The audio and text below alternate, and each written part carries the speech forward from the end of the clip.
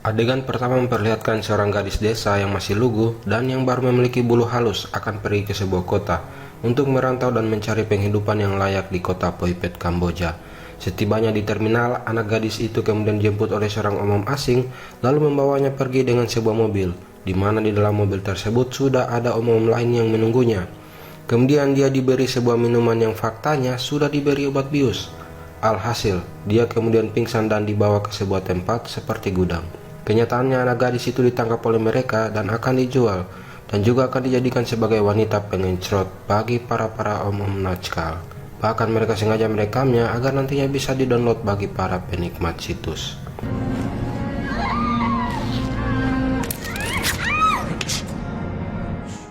Di sisi lain, diperlihatkan seorang polisi Kamboja yang bernama Tony sedang menyamar dan masuk ke sebuah hotel dan berencana ingin membeli seorang anak gadis yang masih untuk dikencrot kapan saja. Namun bos sang penjual wanita kencrot itu justru menyuruh Tony agar melakukannya sekali di depan mereka. Wow. Mendengar hal itu, Tony akhirnya berpura-pura akan melakukan permintaan bos kencrot itu, namun berbalik menghajar para makelar wanita di tempat itu hanya dengan sebuah ban pinggang saja, dan kemudian menjatuhkan bosnya dari lantai tertinggi di hotel itu. Tony pun akhirnya membebaskan anak gadis itu serta memberikannya sejumlah uang. Scene berpindah ke sebuah restoran, di mana ada sebuah keluarga mafia yang sedang merayakan ulang tahun anaknya yang bungsu. Ayah mereka bernama Viktor Dragovic, serta anak-anaknya Goran, Ivan, Andre, dan Janko sebagai anak angkat. Usut punya usut, mereka sekeluarga mempunyai bisnis menjual gadis-gadis muda untuk dikencrot oleh om-om nakal. Di sisi lain, di sebuah kantor FBI mereka sedang membahas mengenai perdagangan manusia yang dikendalikan oleh Dragovic, di mana Dragovic mencuri gadis Asia Tenggara dan kemudian menjualnya ke bagian Eropa, dan bisnisnya ini memiliki omset sampai miliaran dolar loh. Seorang agen FBI bernama Nick berencana akan menyergap aksi Dragovic bersama seorang agen perdagangan manusia bernama Red. Akhirnya Nick dan rekan timnya mulai memantau keberadaan Dragovic yang akan melakukan transaksi di kapal Cambodian Star. Terlihat Dragovic dan anaknya Andre telah tiba di lokasi. Namun setelah Dragovic membuka salah satu kontainer yang berisi asetnya, didapatinya semua anak gadis yang akan diperdagangkan sudah mati dan bahkan sudah busuk. Dragovic pun akhirnya marah dan menghajar anak buahnya itu hingga menyuruh Andre untuk membunuhnya. Namun Andre kelihatannya tak mampu melakukannya dan akhirnya ayahnya Dragovic menggantikannya dan menembak anak buahnya itu.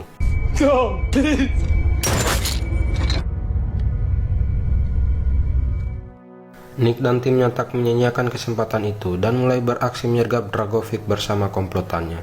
Hingga terjadilah aksi tembak-menembak di pelabuhan itu dan terlihat Red sedang melumpuhkan seorang komplotan Dragovic. Tak berselang lama Nick akhirnya berhasil menembak Andre, putra Dragovic, dan tewas di tempat itu juga. Melihat putranya telah tewas, Dragovic sangat terpukul dan akhirnya menyerahkan diri kepada Nick.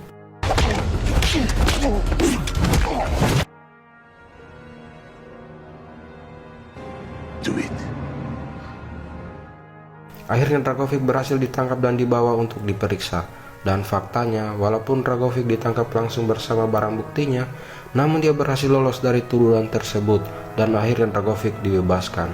Mendengar hal itu, Nick sangat kecewa atas keputusan itu. Bagaimana tidak, seorang penjahat yang telah lama diincar dan kepergok langsung bersama barang bukti malah dibebaskan kembali. Sungguh terlalu. Buy and sell human lives. Ask my customers. You should have killed me in that backyard. Di sisi lain, terlihat seorang wanita bernama Min sedang bekerja sebagai pelayan di sebuah diskotik. Ternyata dia adalah pacar Tony yang menyamar menjadi mata-mata untuk memantau pergerakan anak angkat Dragovic yaitu Janko.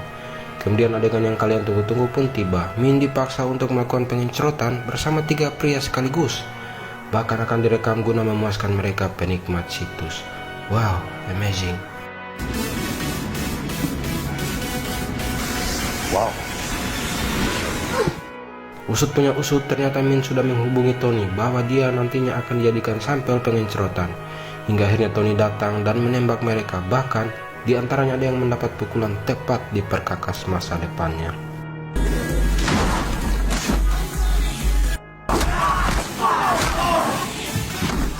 Scene berpindah kepada Nick yang baru saja tiba di rumahnya selesai kantor, menyempatkan diri untuk menemui bahkan bercanda dengan putri satu-satunya itu. Terlihat Nick sangat menyayangi putrinya itu yang bernama Sofia, dan juga Rosa yang adalah mamanya Sofia. Adegan yang kalian tunggu-tunggu pun tiba. Papa dan Mama Sofia akhirnya bertarung di atas kasur. Nick tak menyangka ketika tengah malamnya para anak buah Dragovic akhirnya melepaskan sebuah rudal ke kaca jendela kamarnya, hingga membuat rumahnya hancur. Bahkan mamanya Sofia akhirnya tewas di tempat akibat luka parah yang didapatinya. Terlihat Sofia masih hidup, namun dibawa oleh mereka yang nantinya akan dijual sebagai gadis-gadis cerot-cerotan.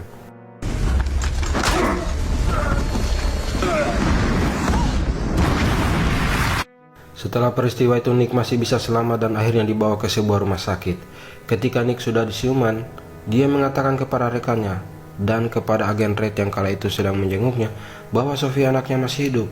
Namun kekecewaan terpancar dari wajah Nick karena perkataannya itu tidak sedikit pun dipercaya oleh mereka, hingga membuatnya terpaksa lari dari rumah sakit walaupun lukanya belum sembuh total.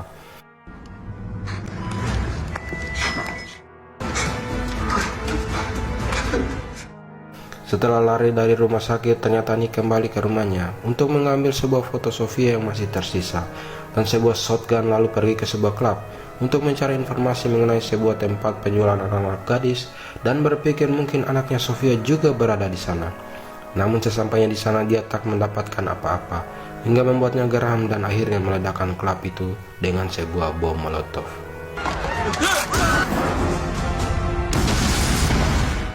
Scene berpindah pada Dragovic yang sedang negosiasi dengan senator Kamboja agar memfasilitasi keberangkatan dan pelariannya. Mula-mula senator tersebut tidak mau membantu Dragovic, namun Dragovic mengancam senator itu mengatakan akan membeberkan foto pengincerotannya kepada istri, anak, bahkan kepada publik Kamboja. Akhirnya senator itu dengan terpaksa mengikuti kemauan Dragovic. Okay. I try for 2 months. She is about the same age as your daughter. Di sisi lain, terlihat agen Red menemui Tony dan mengatakan bahwa Nick merupakan tersangka yang melarikan diri, bahkan sangat berbahaya karena gangguan kejiwaan. Hingga Tony dan Red berencana akan menangkap Nick, yang kala itu sedang dalam perjalanan ke tempat itu. Nick pun akhirnya tiba di bandara, dan kemudian dikejar oleh Tony dan agen Red. Kemudian agen Red melihat Nick sedang bersembunyi di sebuah mobil, lalu menembak rekan Tony dan berpura-pura tertembak agar Nick bisa lari dan selamat.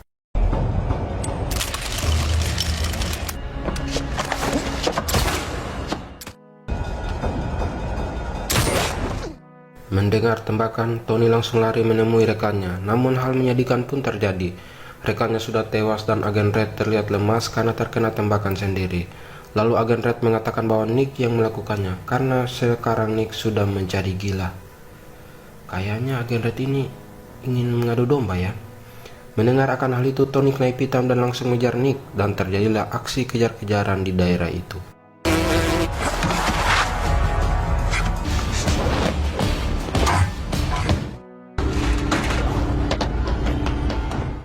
Hingga Tony akhirnya menemukan Nick yang kala itu naik motor dan mencoba menembaki Nick. Namun sialnya, Tony kehabisan peluru dan akhirnya dia menahan Nick dengan caranya sendiri. Nick pun terjatuh dan mereka pun akhirnya berkelahi. Tony yang memiliki postur lebih kecil terpaksa harus menerima kenyataan. Dia dilempar oleh Nick ke sebuah mobil hingga bahunya cedera. Hingga Nick pun berhasil pergi menggunakan mobil.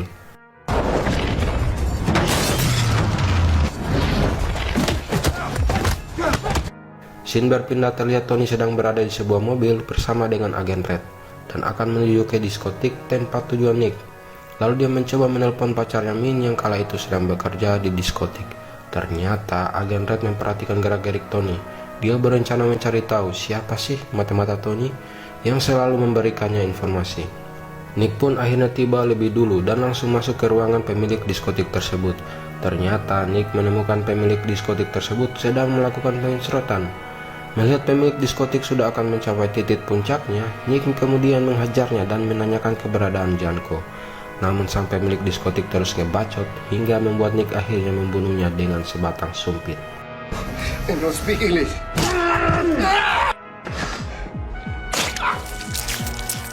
Terlihat Tony dan agen Red tiba di lokasi dan langsung mengejar Nick di antara rumah-rumah warga. Nick yang sudah terpojok akhirnya menyandra pemilik gudang padi dan mengatakan kepada Tony bahwa dia tidak membunuh rekannya dan dia hanya ingin mencari keberadaan Dragovic. I didn't kill that cop. I just want Victor. Namun salah satu anggota gudang menimpakan padi kepada Nick, hingga Tony memanfaatkan kesempatan itu untuk menendang Nick. Mereka pun terlibat adu jotos satu sama lain.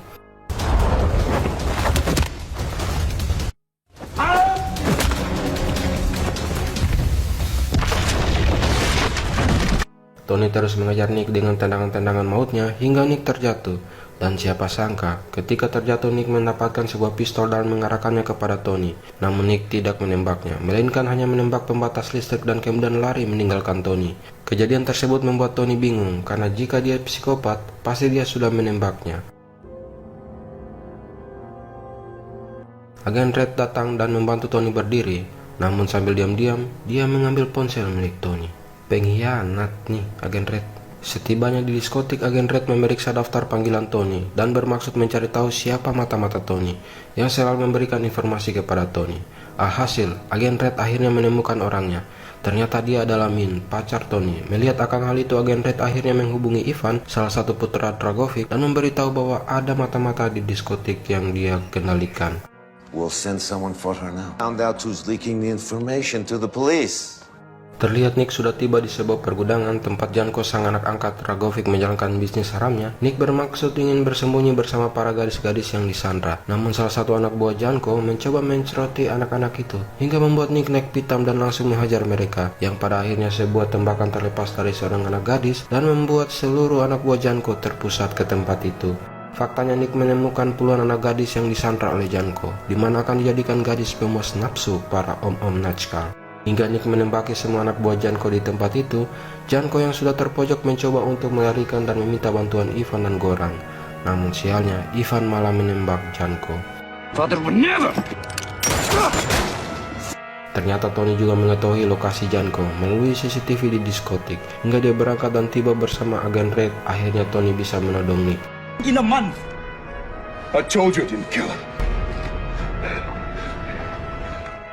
Dan tetap menuduh Nick telah membunuh rekannya waktu itu. Nick akhirnya menceritakan semuanya bahwa itu semua merupakan rencana licik si Agen Red. Mengetahui bahwa kelicikan telah terbongkar, Agen Red akhirnya menembaki mereka berdua dan mencoba untuk kabur.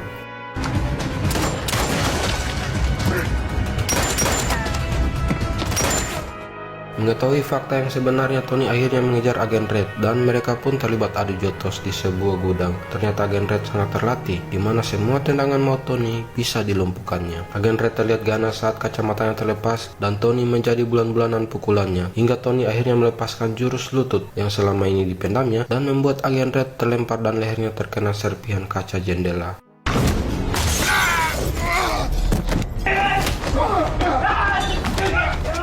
Tak puas dengan itu, Tony akhirnya menembak si Agen Red tersebut. Ternyata Janko yang tertembak tadi belum tewas total alias masih kejang-kejang. Nick kemudian menanyakan kepada Janko yang sekarat lokasi ayahnya berada. Janko masih sempat memberitahu Nick sekalian dengan hembusan nafas terakhirnya. Tony dan Nick akhirnya memahami situasi yang sebenarnya terjadi dan bersama-sama menuju ke tempat Dragovic berada. Kemudian di suatu tempat seperti pangkalan militer, terlihat Min sang kekasih Tony sedang disandra oleh Dragovic. Tak disangka si kakek Dragovic mengikat tangan Min dan langsung memegang titik Min dari belakang. Hahaha. Namun setelah memegang titik Min, Dragovic malah menamparnya dan mengatakan bahwa Min sudah merupakan barang rusak dan tak layak jual. Loh. Kemudian terlihat senator Kamboja yang sedang mempersiapkan pelarian Dragovic menggunakan helikopter, dan saat itu juga Min akan dieksekusi oleh salah satu anak buah Dragovic. Namun tak disangka-sangka, sang pangeran datang menyelamatkannya. Bahkan helikopter yang akan ditumpangi Dragovic akhirnya meledak karena terkena rudal yang diluncurkan oleh Nick. Goran pun tewas terkena rudal dan tersisa Ivan dan ayahnya beserta beberapa anak buahnya. Nick dan Tony pun terlibat aksi tembak-menembak dengan mereka. Ivan langsung menodong Min kala itu dan menyuruh Tony untuk menyerah. Ternyata Tony sudah mengajar Min beberapa jurus bangau hingga Min terlepas dan Tony langsung memanfaatkan kesempatan itu dan kemudian mematahkan leher Ivan dengan jurus lutut legendnya.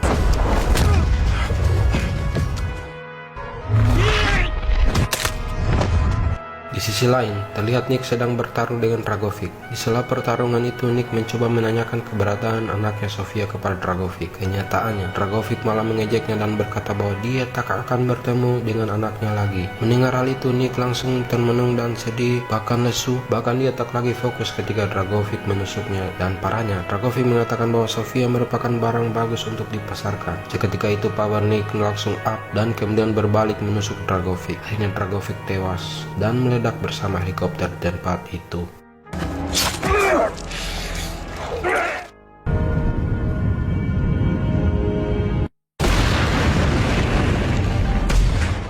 Nick, Tony, dan Min selamat dari peristiwa tersebut. 4 minggu kemudian mereka bertemu dan Nick mengucapkan kata-kata perpisahan kepada Tony dan Min, serta menitip pesan untuk memberinya informasi kalau Sofia anaknya masih hidup. Nick akhirnya pergi dan meninggalkan mereka. Don't ever lose hope, Nick. Tamat. Jika menghibur, silakan subscribe, like, dan share video ini. Sampai jumpa di film-film berikutnya ya. Terima kasih.